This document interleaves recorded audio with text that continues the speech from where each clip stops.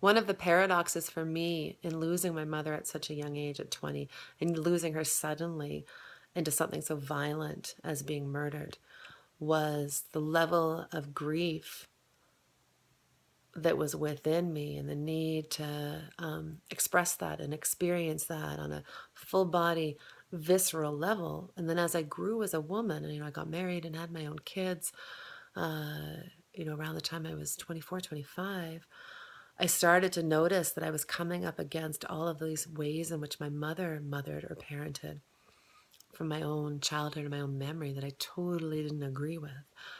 And I found myself needing to call her out on and get angry about what I felt was unjust or what I had felt was not right. And it's interesting because in our culture, when somebody dies, we tend to want to just put them into this position or this place where they're somewhat martyred, and we just only send good thoughts towards them. And, so I found this paradox. On one end, she was the most amazing human being in my life. On the other end, what was true is that I was livid with her for a length of time. And in order to come into a place of forgiveness where I could let her off the hook for some of those things, I had to find an outlet to express, the angry child inside of me, or the abandoned child, or the part of me that felt like I was betrayed. And so I think forgiveness, even with somebody who has passed, is an integral part of our self-discovery. If we hold those things, and just assume that they're not important because a loved one has died, or if we deny them because, what's the point? They will further our sense of being stuck in our lives, or our inability to believe in how our body senses and experiences what's happening at the present moment in our life. Because one of the things that forgiveness ends up doing is creating this very visceral experience of liberation and freedom.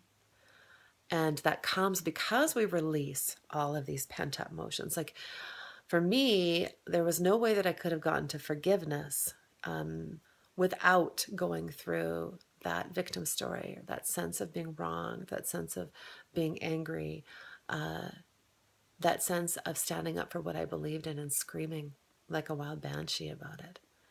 And so notice where you meet that inside of yourself with any of your own loved ones that have passed. Another important point on that was I became really clear on stuff that I had to ask for forgiveness around. Times where I might have been a total asshole as a teenager, or feel like I betrayed my mom.